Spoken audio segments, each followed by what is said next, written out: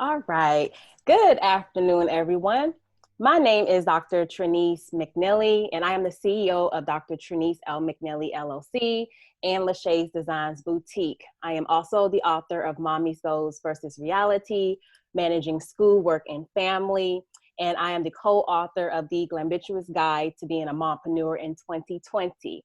And I would like to welcome everyone to the final part of my virtual Lunch and Learn series, Maintaining a Successful Work-Life Balance. This 5-part series has been amazing with influential moms such as Charmaine Janice, Lauren Williams, Shanicia Boswell, Manera Page, Courtney Williams. We had Dr. Shanita Foster, Mimi Johnson, and Dr. Segura, and many other phenomenal moms.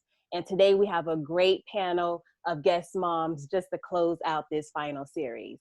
So before we get started, I'm going to, like I always do, I like to give our attendees opportunity to input their names, their cities in the chat box, and I'll shout you out throughout this event. So what I'm gonna do is go ahead and read the objective for this Lunch and Learn series, and then I will introduce our guest moms on today.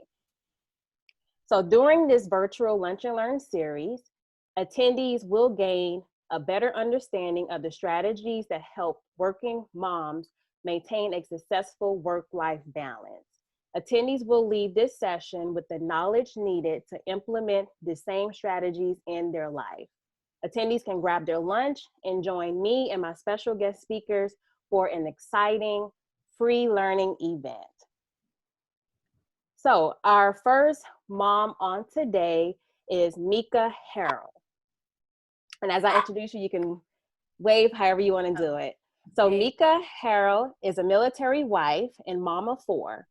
She is currently a full-time content creator and full-time virtual school instructor. Mika loves traveling with her family and encouraging other moms to step out on faith and mom slay. If you are not familiar, that's the art of slaying motherhood. Mika. Next, we have Kierra Anderson Douglas. Kierra is a wife, mother of 2, media personality, and entrepreneur. While pursuing a degree in marketing and business from Georgia State University, Kierra was able to merge her business sense with her love for dance. And at just 20 years old, opened Just Dance Business Arts and a dance studio in her hometown of Douglasville, Georgia, that cultivates and builds self-esteem in inspiring young dancers. After a brief time in reality TV, her newest venture, S2 The Brand, was created with her sister, Ariel, to represent sisterhood, women empowerment, and the modern day girl boss. Kierra. Hi, everybody. Right, next we have Maria Antoinette Loggins. Maria is a wife, mother, multi-channel content producer, digital host, and educator who has successfully created and monetized her own personal lifestyle and beauty brand, themariaantoinette.com. She has worked with companies like Cantel Beauty, P&G, and Scripps Network, HGTV, and Travel Channel. On top of her personal brand, Maria has started her own startup beauty company, World Prerogative LLC, which provides the highest quality of synthetic hair products curated 100% by her for all of the RP queens. Maria. Hello, guys. Our next mom is Brittany Bell. Brittany has worked in many avenues from the NBA to competing at Miss USA and Miss Universe. She holds a degree in mass communications and broadcast journalism while currently completing her master's in psychology to work towards a doctorate in psychology. Of all her titles, Brittany says her greatest honor is within motherhood and being the creator of a brand called Mama Game, to build a community of style and respect for mothers to take pride in. Brittany. Hello. Hi, everyone. And our final mom is Jennifer Burgett. Jennifer is a former journalist turned award-winning digital creator.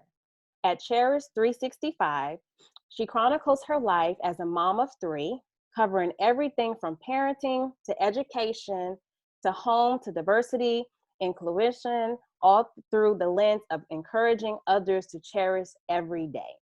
Brittany. All right. So I see we have some participants on.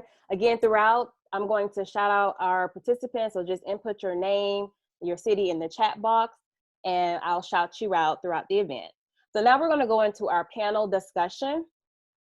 The first question is going to go to Brittany. And this question is, how has being a working mom impacted you mentally, physically, and spiritually? What strategies have helped you to maintain a successful work-life balance? Tell us your story about mom life. All right, it's a great question. I think that one of the biggest parts of motherhood that I could find really challenging is being able to be attentive and present and intentional with your child to make sure that you're fostering and cultivating a really good foundation for them. And while balancing that with that love for work life, because some mothers don't always choose work and children. Sometimes they choose only children, raising their kids. And then some just really love work life, and then somebody else takes on the kids. Balancing the two is a choice that you make, and it's built out of passion. So it depends on where your passion is. I fed my passion for my children first, and then I incorporated the work life into it, and I got back to work life. How that impacted my mindset? Well, I wasn't satisfied with just being a stay-at-home mother. I wanted to get back into what kept me alive, and that's my work life. So creating a brand that actually tells a story and has a movement involved in it was very important, so that the passion is kept alive.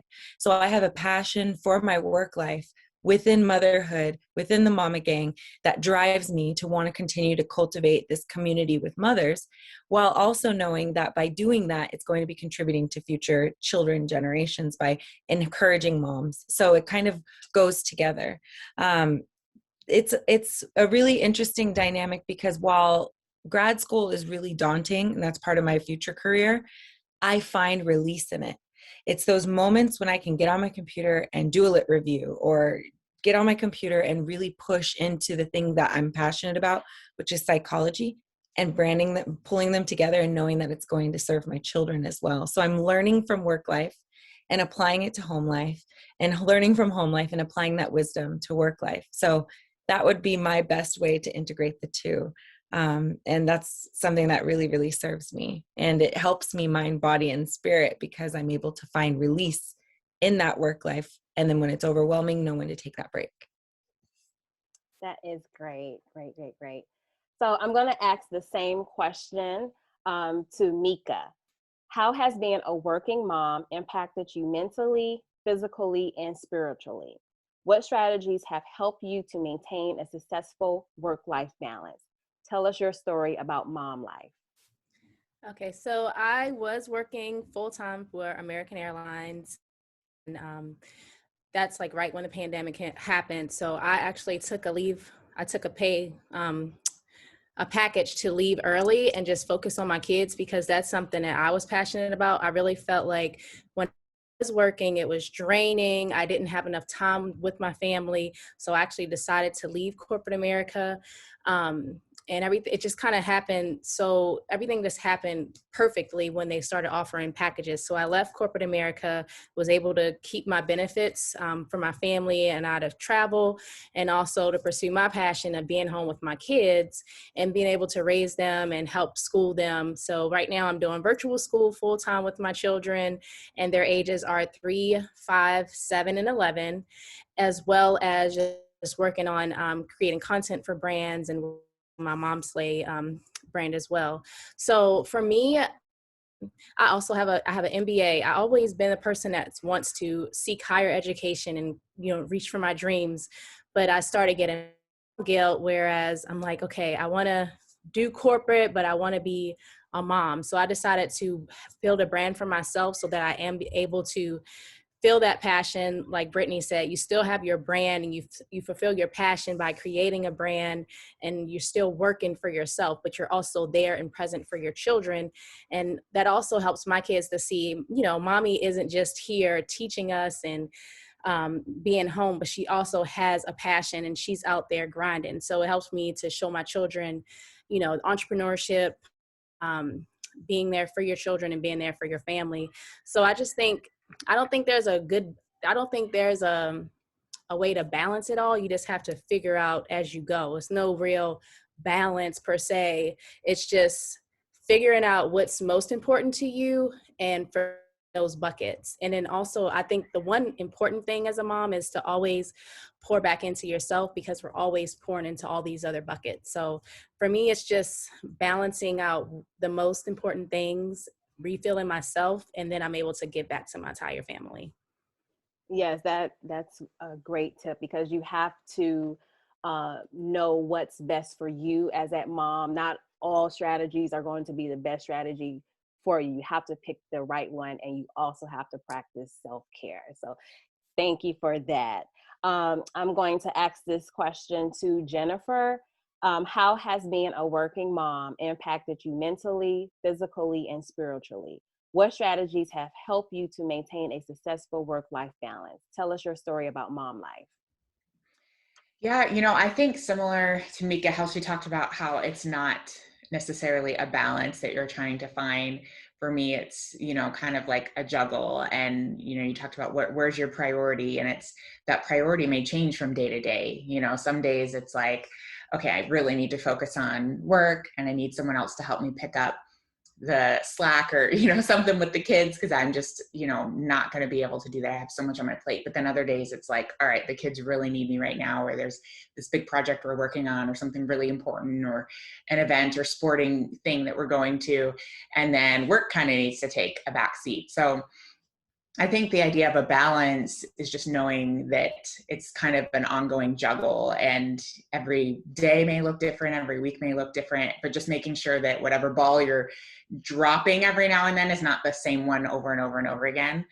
And then for me, I mean, it's fulfilling to see my kids grow into their own. And I think having my own business and working from home, and we also homeschool. So, I mean, we're around each other all the time, but I feel like they're able to see how I navigate things, and how I prioritize my work, and how I'm kind of teaching them to kind of learn to be independent in things, like kind of finding their own way and finding things without me. I think when I became a mom, I envisioned it being like, I'm going to teach my kids all these things, and they're just going to be like me, and they're going to like the things that I like, or I'm going to teach them to like this and that.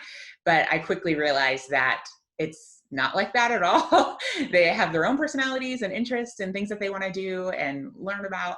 So I'm actually learning from them, because they get interested in these different things that I never had an interest in. So it's been fun to kind of do this in tandem, like have my career kind of growing and expanding, and then my kids growing and expanding, and them witnessing the times that I'm failing, and knowing that it's okay to mess up and to get back up and try to work on things. It's, especially this last year, with us just spending so much more time together, I think it's been a great, fulfilling experience to go through a lot of this together. Yes, that is great. So I'm going to ask the same question to Maria. How has being a working mom impacted you mentally, physically, and spiritually? What strategies have helped you to maintain a successful work-life balance? Tell us your story about mom life. Hi, guys. For me, I think the biggest takeaway, present day, it always changes. This is something that is always evolving, but present day, I would say the biggest thing that I've learned and gained from being a mother is capability and capacity. Those are the two words that just ring the strongest in my head, because when you are single or don't have children, I would just say childless, and you're able to just focus merely on your social life or being your career, whatever it is, you typically aren't just focused on one thing, right?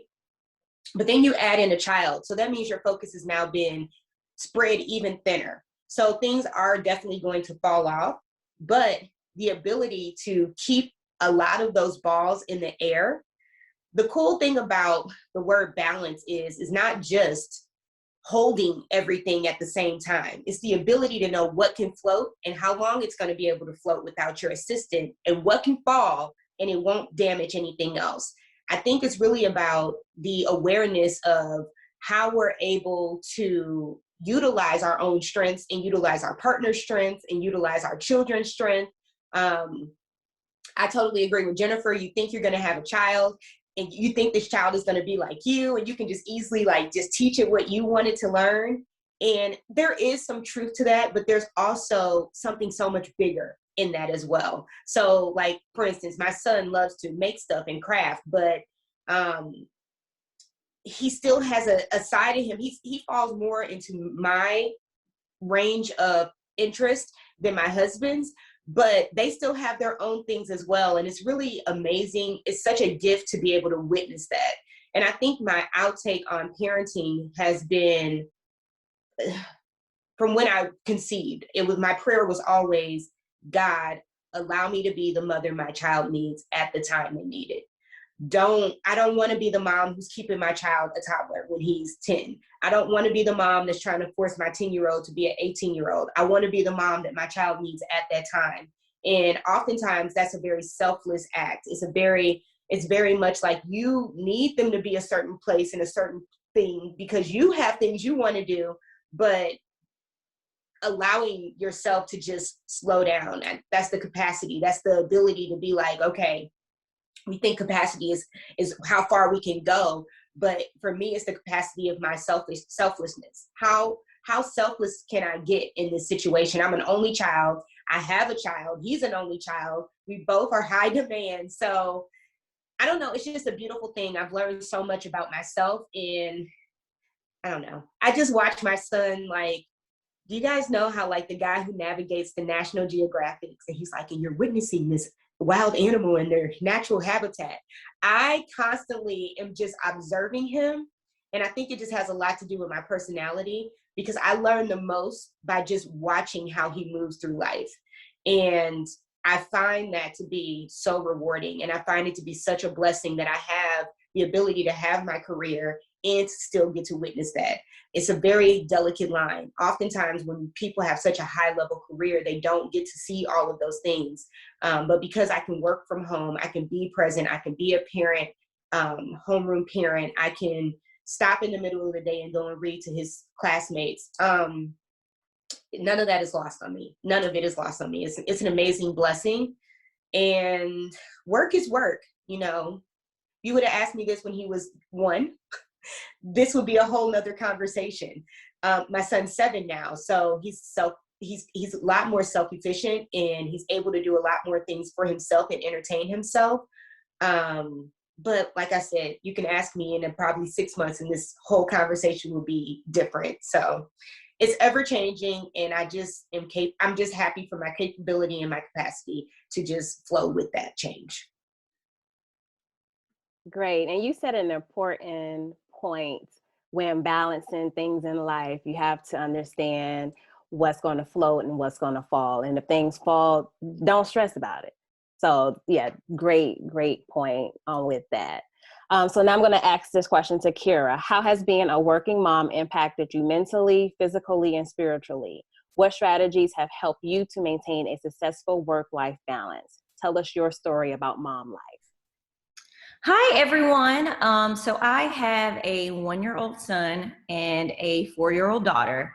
So 2 little ones at home. That is definitely very challenging. And just, throughout life, always being a go-getter, always kind of working. Like ever since I could remember, I've always had a job, working in NBA, NFL, and then having my own business into age 20. I'm just used to always, being able to do my own thing and always working, like I said before. So when I had my daughter, it was definitely a big eye-opener, like, oh, okay, this is a lot harder than what I imagined and what I thought it was going to be. But motherhood has been the most challenging, but yet most rewarding thing for me. Like, it's made me grow just as a person. I've learned so much more about myself and what I'm capable of.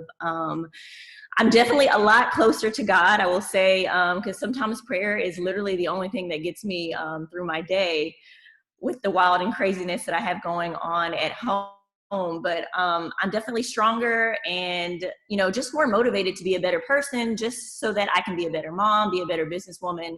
But it's just totally transformed my life. And I will say, for me, there's a couple things that have kind of helped to make me thrive and survive motherhood.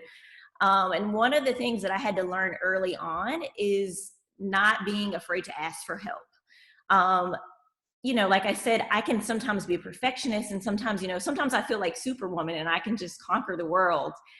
And, you know, some days are great. I get everything done. And then some days I fail miserably. So I think that was one of the biggest things for me, is learning to ask for help, learning to work smarter and not harder, and using my village and the people around me. So I'm very blessed to have a lot of family that live not too far from me. So I definitely am able to take advantage of that. You know, moms, grandmas, aunties, uncles, you know, whoever, all hands on deck, whoever I can get to kind of help me go through whatever season it is that I'm in life and whatever project I'm working on. So that has been the biggest thing for me, is just learning to ask for help. Even my husband, like during COVID, I would have never imagined, like my husband has been cooking, cleaning, washing dishes, doing laundry, you name it. But just knowing to ask for help and not feeling ashamed or like, you know, no, I'm a mom, I'm supposed to be able to do it all. That was one of the big things for me. And then two, just being able to shift my mindset. Like I said, I'm sometimes a perfectionist.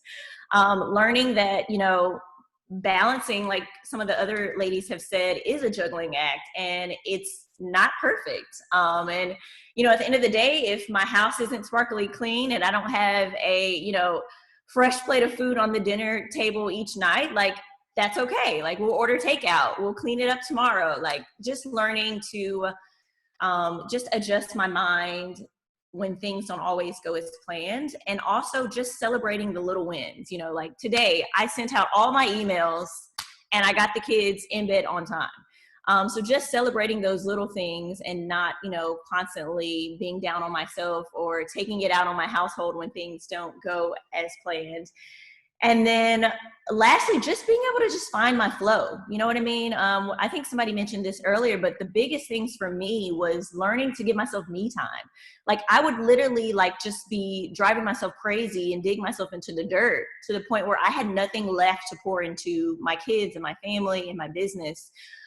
So just scheduling me time in there, and then learning when to give myself grace and when to push myself. Maybe I wanted to work out, but I almost fell asleep driving today. Like clearly I need to give my body some time to rest and give myself a little bit of grace. So that I think has really been the things that have kind of helped me kept going with motherhood. Great. And you gave two great points. Just having that family support. We all need that family support and asking for help. And just also celebrating the little things, because sometimes our minds just want us to only celebrate the big things in life. We still have to celebrate the little things. So I really enjoyed hearing that. I want to welcome Marcella from Maryland, Kanitha from Fredericksburg, and Mahaya from Riceboro for joining on today. We're going to go into our audience questions that were received from some of our attendees who registered. The first question comes from Trayshawn Anderson from Raleigh, North Carolina. The question is, how do you manage working from home and juggling infants and toddler needs? So anyone can jump in and answer. Well, I just had a baby. So my baby is now almost 3 months. She's 11 weeks old. And I was in between terms. So literally while pregnant in grad school, and then had the baby, and then started the second term right after, about a week later. And that juggle got so real because I unfortunately, my family is not in town with me, and we just have each other and our kids. And so looking for help, I depended on a nanny, which was hard for me to agree to in the beginning because I thought I could do this all by myself. And I definitely learned how to say yes to that. And that's a fortunate thing that not everybody can have, but I took it. So I said, okay, but the nanny got COVID. So on the first day of school, the second term, there was no chance for me to have any balance. I was literally nursing while hiding the baby and in a Zoom call for school. So it was very, very challenging, but I knew that not letting those hard moments overcome you and say, I can't do it, and then shutting down, that's a part of resiliency. To find your resiliency in your own life is a huge part of the balance, is being able to know when to say, yes, I can keep going. And then also knowing when it's like, I need to just say, this is not a time for me, I'm going to self-destruct. But that balance is knowing, I think one of the biggest things that comes to mind is when my son comes up to me and he needs to talk to me and he wants to say something, and to look at it from his perspective and not just mommy's perspective, like, go away. No, it's that moment, that juggle of, okay, let me understand from his eyes really quick and explain it to him, because that's going to give me a longer term result out of him than emotionally hurting him by shooing him away in a certain way, or by not understanding what he really needs. So I'll just take a moment and I'll say, okay, mommy is in a meeting right now. And I have that moment to just explain, to come on his level and say, I know you really want that, but I'm going to need you to wait patiently. And if you can wait patiently, and have that one-on-one talk at his level, that helps a lot. Also being proactive, knowing what I have in front of me and saying, okay, do I got his snacks ready? And trying to give him a schedule instead of it just being kind of haywire. Schedules work super, super well. And if I can get my toddler on a schedule and I can get my infant on a schedule with feeding, I know when my breaks are, when I can go, when I can't. And remembering that my baby came into my world, not my world gets shifted because of my baby. So learning how to incorporate the infant life into my life, while teaching my infant how to operate within my life as well. I think that's been the hugest thing. So that juggle there. So the empathy for my children, and then also knowing how to create a schedule so that I can have that moments of workflow. So it's the juggle, or the so-called balance of when things are up and down. Right. Anyone else would like to respond? For me, I would say the biggest tip for me was I don't work corporate, so I have the ability to work anytime. Typically not with calls or meetings or things like that. I still have to answer to those things. But having my son home and being his educator for virtual school, and having my husband home, and he has a corporate job where his stuff is more structured, I took on the responsibility of, like, I would block. I used a lot of time blocking. So I would block out when I can get my son through his math, or when I can focus on that. And then I would let him go have a break with a snack. He gets to read, he can do a project, something that he can navigate himself. And then I would go do whatever I needed to do in that time period. Like Brittany said, just basically kind of working together. So if I know, before I go to sleep, I think this is a really big thing. Before I go to sleep, I know my schedule for the day, my schedule. So knowing that, I know when I wake up how I need to handle and organize and move throughout the day with my child and my husband in the home, and sharing a space where voices can be overheard, or laughter, or the dog barking. I know how to navigate through that. So it's really important. Like I use an app called Todoist. Another one that I use with my team is Asana. And then there's also Trello. Those are all free. And they're great ways for you to just, my husband and I can be on there. We can see what we have, and we can kind of jump in and out to see who's going to handle what with the child. I said the child. I love Star Wars. So yeah, those are just some of my like game-changing tips. Is really like going to sleep and meditating on what I want my day to look like prior to my day even occurring. And this doesn't mean that my son has to act a certain way. I'm not saying that my son has to be pristine for the next day. It's just, how do I want my flow to go? And having that in my mind prior to waking up allows me to just kind of keep that in the forefront, and I keep that same energy throughout the day. Even if I'm throwing a wrench, it's just kind of like, okay, well, I got 1, 2, 3 done on my list. I'll pause and just pick up the rest tomorrow. But yeah, just utilizing like technology, knowing what you have ahead of time, schedule, write everything down. Don't leave it to your mind. We have so many things going through our minds. It does not stick. Even when I write stuff down or put it in my digital calendar, I still will forget. So I try to just have that as a reference for the next day. I also love having a good workflow where I can just continue. So even if I have an extensive list starting on Monday, it doesn't mean everything has to be done Monday. It just means that's my rolling list for the week. So hopefully those tips were helpful for whomever asked the question. Yeah, so the next question is from Kierra Campbell out of Atlanta, Georgia. And her question is, what was a challenging project and how did you manage it?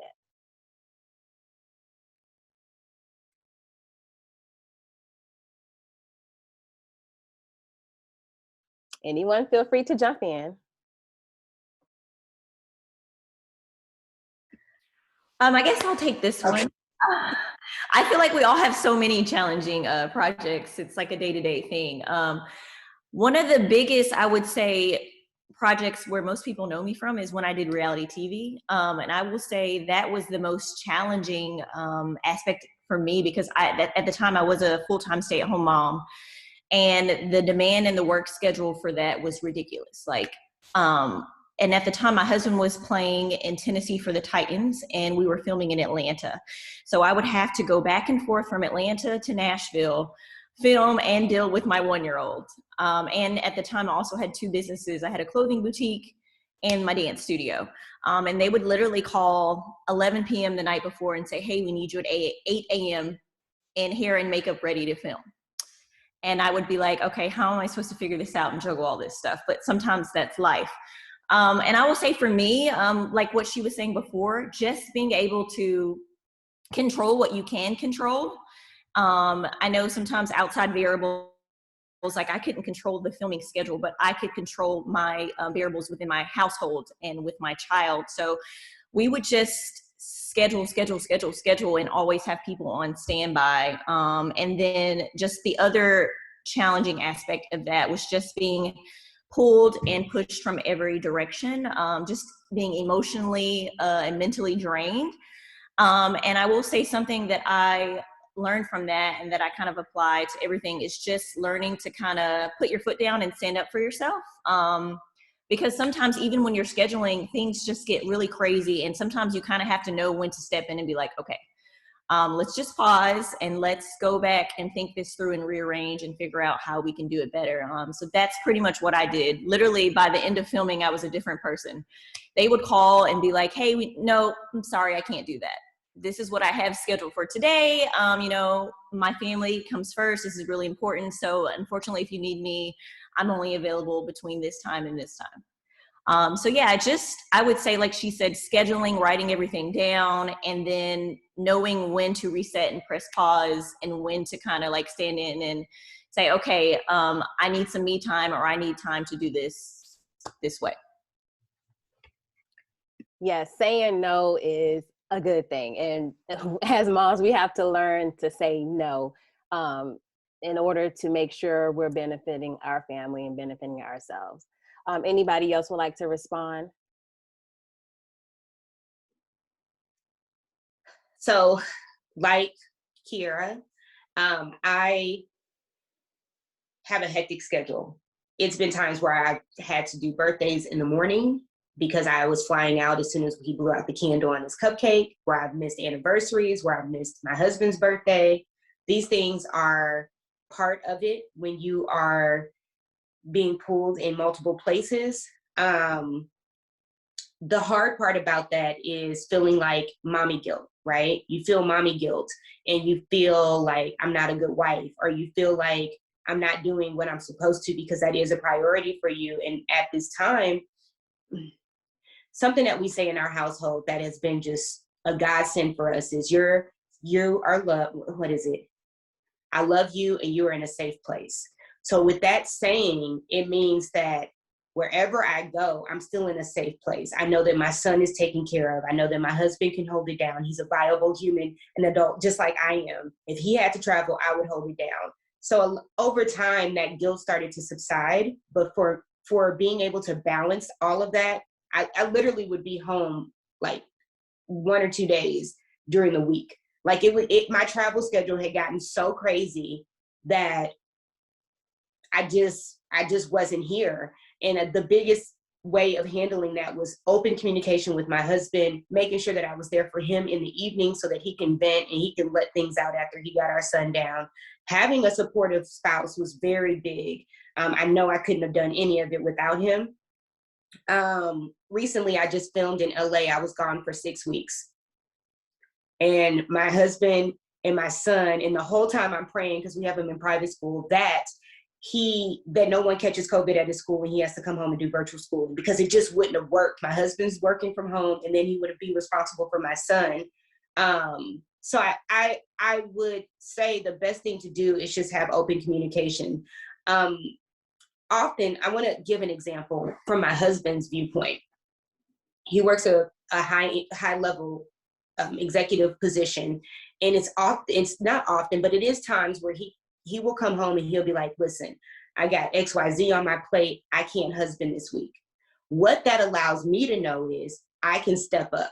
He doesn't have to tell me anything. I'm not looking for, well, why didn't you do this? You normally do this, because he was able to openly communicate with me. I think communication is going to be the biggest thing with your spouse, even with your children, being able to explain, hey, mommy has this deadline. My son will come up on me and I'll be on my phone.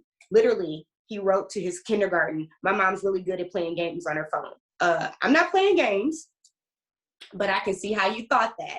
I am actually working. So it can be confusing to them because they see, oh, you're on your phone, you're playing a game, but no, mommy's actually working. So give me 1 second. Just really communicating is the biggest thing I can say for all of this, is being able to communicate, understand that the stress is going to transfer between spouses, and being able to communicate through that. So important. So important. And it will save your marriage, and it will make it so healthy and happy. Like, just talk. Even if you as soon as he walks in the door, today is not a good day, it could be 2 minutes later and it could be a great day. Just allow them to know that it has nothing to do with them. Like, just being open. Nobody's a mind reader. So I would just say communicate. Yes, I agree. So as we get ready to close out this final session, I do want to ask each of the panelists one last question. And this question is from Tanya Martin out of Green Cove Spring, Florida. And her question is, what is one significant key to each of your success?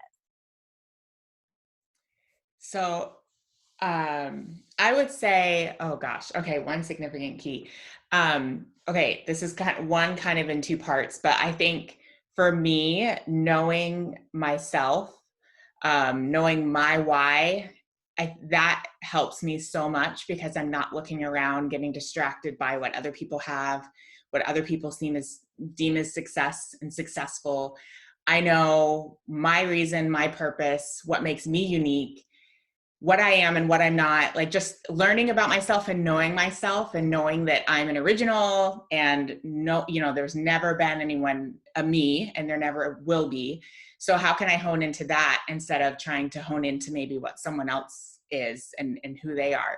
That kind of, if you ever get any kind of jealous feelings, I think that helps, because it's like, well, that's them and this is their gift and that's what they have, but what are my gifts and what can I focus on and how can I celebrate their gifts?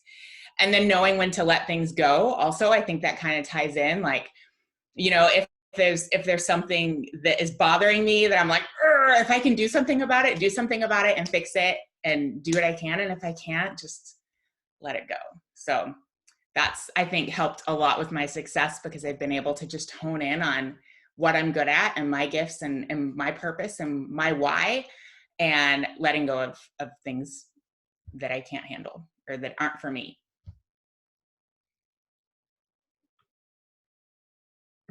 I'll go next. I think one key to success is just, for me, it's just having a support system, like having your village or your tribe. So I kind of have two. So I have one, which is my group chat with like my girlfriends, who I can send anything. It's non-judgmental. I can curse. I can talk about what's stressing me out, talk about anything that's on my mind, know that I could dump it in that group chat. And after I vent it all out, I'm like, boom, it's literally therapy, because your girls have your back. They're going to listen to you. They'll tell you when you're wrong, and they'll also, cheer you on, and that it's a judgment-free zone. And then having just the village of like family members. So I'm so thankful to have my mother-in-law. She's a retired teacher, and my father-in-law is a retired firefighter. My parents are deceased, so have them to help support me. Like, my husband was deployed when I was pregnant with my last child, and we lived 2 hours away from them. So my mother-in-law would literally sacrifice her marriage by driving down and staying with us every other week to help me figure out how to take care of my children. And like Brittany said, we had to hire a nanny. I worked third shift, so I was literally watching my kids in the morning until 3, and then going to work from 3 to 11 at night. So Annie would come in and watch the kids until 11. So when you just have that support system, I think, or, you know, I know everybody, they don't have that support system like family. I mean, I think someone mentioned that, but even if it's like 1 or 2 close friends, just trying to find your tribe of people that can support you, I think that's really beneficial to having a successful life and a career, because you have that support in that village. So that's my examples. I'm going to jump in, and I'm going to talk from a different angle. I don't have support. I'm estranged from my mom. No one lives near us. We're about 8 to 5 hours away from any family member.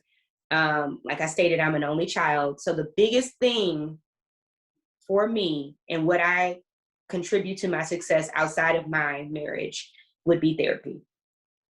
It's the number one thing that has helped me.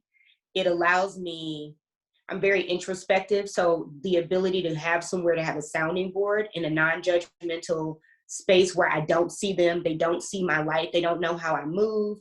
They are literally there to do their job and be a sounding board has been one of the best things I've ever done for myself. I grew up in a very dysfunctional family. I grew up with a lot of abuse, and I got married, and a lot of this stuff seems to come up when you get older. You know, you learn how to navigate. I went through therapy in my 20s. So my husband calls it a hero cycle. You have an issue, you go to therapy, you learn the tools, you navigate. Another issue comes up, you go to therapy, you learn the tools, you navigate. And it's just kind of like a continuum. But for me, this last incident was probably the most detrimental at 39 years old. So I would say I was diagnosed with PTSD, depression, and anxiety. I did EMDR. So like just being honest with myself.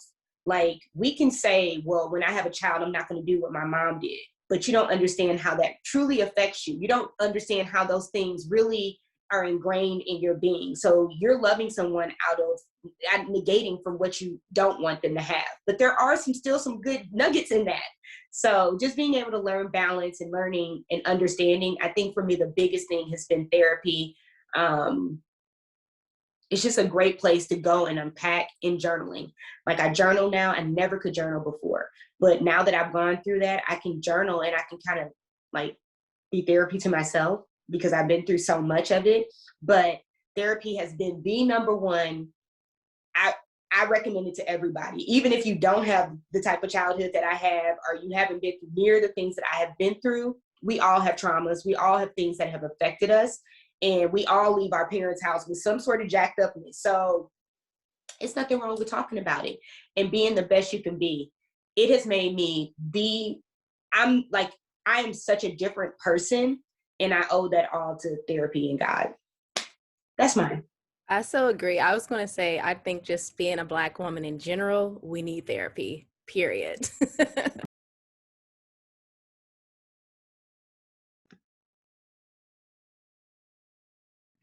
Okay, I guess I will go. I would say keys to my success, my faith. Like I stated before, praying has gotten me through the worst of my struggles, and just knowing what God has for me is for me, and that He doesn't give us more than we can bear. And I think that's kind of helped to shift my mindset, even when I'm like, oh my gosh, like, why is my child so bad? Like, just to restructure my mind, like, don't speak those negative things over your child. Like, no, thank you, God, for giving me this energetic, vibrant, beautiful young lady, and help me to be the best mom that I can be, to help her be the young lady that she needs to be. So just that. And then I would also say just perseverance, just being able to keep trying and trying and trying and trying, finding my flow. Like I said, whatever works for me. Even with business, you know, I've failed a couple businesses, started up a new one, tried again. Even with at home life, tried different strategies with my kids, didn't work. So scratched that, went to the new group blueprint. So I would just say, just keep trying and find what works for you. I'm so in agreement with every single person's mention, because that from finding your support group, even if it's that one friend that you know you can trust and can lead you back to, hey, you know, this is not right. You need to get back into, whether it's prayer or you need to get on the ball, and just give you those encouraging words, that type of support group. To the therapy, I'm like, yes, Maria, I'm all with you. I think that's super healthy. And even knowing yourself, and then the faith, I'm like, yes, this is everything. So without repeating all of those things, because they're all super vital tools to success. One that I had to check in with myself with is self-love, right? So I'm like, what is self-love? And then you go down to what is love. And once I got to what the core of love is, and I'm like, oh, God is love. And for everyone, you have to decide. For me, that is when my foundation is solid and I know what I'm standing upon. It is a guarantee that I'm going to know how to operate in the right way that's not going to allow my emotions or other things to affect me, whether it's how I deal with my partner when things are going on in an unconventional way over here. I know how to react because I know how to get filled up in my own world, and I'm not depending on anybody else to do something or reacting, and I have empathy. And that's what leads me to how I can react with my children, to have that empathy and to have that heart to not let anything daunt on me so much that I'm reactive in a spirit that is not built upon my foundation. And so I think knowing your foundation, where it comes from, and if not knowing it, getting into it. So for me, I'm back into my word. If for me, I'm back into my prayer, and I'm learning how to not need people, but to need God, and then letting that be what serves me, and then enjoying people and enjoying those other things. And it just seems like my spirit gets lighter. I feel happier as a woman, and I know how to navigate better, and I don't have a lot of things clouding me. It's not like that every day, but that's how I have a successful day. That's great. So this has been such a great session on today. As we close out, I do want each of you to give 30 seconds, let everyone know what you have upcoming and how the audience can connect with you. And we can start with you, Brittany.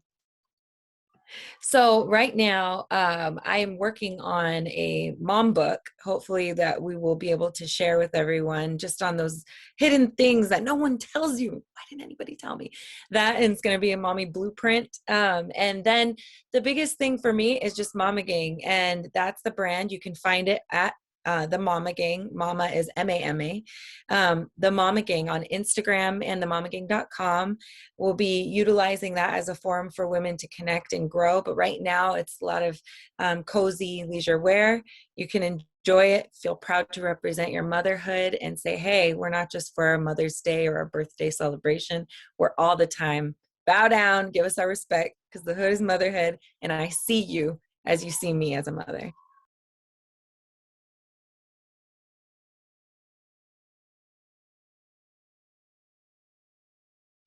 Okay. The next person, and everyone can just jump in after each one speaks. Okay, I'll just go. So you can always find me. I'm on cherish365.com, all about making the most of every day and cherishing those moments with your family. And what I'm working on, if you like movies, I know Maria, you said your Star Wars, I was like the child, my ears perked up there. I am working on a family movie night journal. It's a tradition in our home that we like to slow down and enjoy each other every week. We take turns picking a movie. So it's kind of a guide to help families get started. But the tradition in their home, you know, is they get bigger. Like, I'm like, nope, it's movie night. This is what we're doing tonight. The kids know what to expect, and they love it, and they look forward to it. So this has like 20 checklists to give you movie ideas and a space to keep track of those memories that you're making with your family. So that's launching this summer. And, but I'm always around to chat. On Instagram is probably the easiest way to touch base with me, because I try to keep up on my DMs. So, and it's just my name at Jennifer Borget.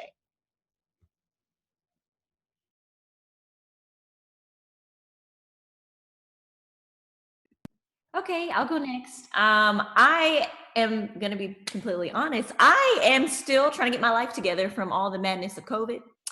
So my son is starting school next month in April, and I'm extremely excited for that so that I can get back to doing me and back to jumping into my business. But I've just been, working diligently on my dance studio because it's been hit a lot with COVID.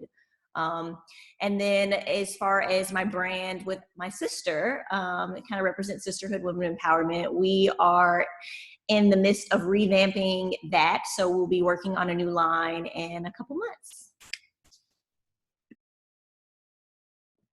All right, and you can follow me at Xomeka Harrell, just my last name. I don't have any upcoming things right now because, like Kierra said, I'm just focused on virtual school and getting my kids through this. And I'm researching a lot about homeschool. So Jennifer, I'll probably DM you because I really want to. I really love to travel with my children, and since we have flight benefits, I want to be able to teach them, and when it's safe, of course, go and research the things that we're learning and just travel and see the world with my children. So right now you can catch me on my Instagram stories if you want a good laugh about real life mom life. So thanks for having me.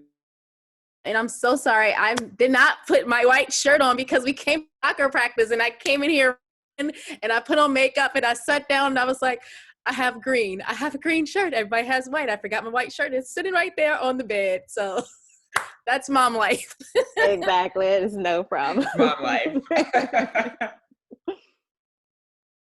Hey guys, you can find me at themariaantoinette.com, and all of my social handles are pretty much themariaantoinette.com. I'm on Instagram, themariaantoinette.com, YouTube, Maria Antoinette TV. The Maria Antoinette was taken. The person has one video that posted like as soon as YouTube came out. I'm never on Twitter, but I do have Twitter, Pinterest, the Maria Antoinette. You can just find me there. I have a lot of exciting things coming down the pike. I have a show that's going to be coming out this summer on a major network. So I'm excited about that. I am in the show. It's not my show. You can also find me Googling or YouTubing HGTV, Maria Antoinette, and all of the stuff I've done with them. You can find me there. I'm rebranding, not really rebranding, I'm rejuging my website and all of that stuff this year. So I've been taking all of this first and trickling into second quarter to just kind of give myself a break. I've been doing this for 10 years and I haven't had a real break. Like, you take some time off, but then you're always on another platform, or you might take a break here, but you're still working over here. Like, I've been dormant on everything. And it's been the most amazing thing because I've just been learning. I've been just taking classes and just learning. And the whole premise of my brand is to share and to educate and to show quick and easy ways to do things. And so I'm excited to come back. I have a lot of great content coming. So hopefully you'll come check me out. And it was great being on here with you ladies. Well, thank you, ladies. I really appreciate you all taking time out today to join me for the final part of this Lunch and Learn series. To everyone who attended all 5 parts, I really thank you all. To everyone who listened to the playback of the Lunch and Learn series, thank you as well. We are gearing up for our virtual Mommies and Mimosas Mother's Day luncheon. So everyone listening to the playback, all of our attendees on today, you can register for this virtual event. Because of COVID, we cannot have it in person. So we're gonna have the virtual event. General admission is free. So you can register on Eventbrite for it. It's gonna be on Saturday, May 8th. Our VIP guest speaker will be Hazel E. And for those who would like to hear her guest speak, that will be a different ticket price. So currently for Women History Month, we are having a 25% off the VIP ticket, and the code is Woman Month. Tickets can be purchased at Eventbrite. And also for moms who are looking to overcome their financial challenges, we have a dynamic group of guest speakers on next Saturday for our virtual one-day summit. More details can be found at my website, www.drtrenesemcnealy.com, or on my social media platforms at dr.trenesemcneely. So again, thank you for everyone for attending the final part of this series. I hope everyone enjoy it and you all have a wonderful day. Bye-bye. Thank you. Thanks for having us.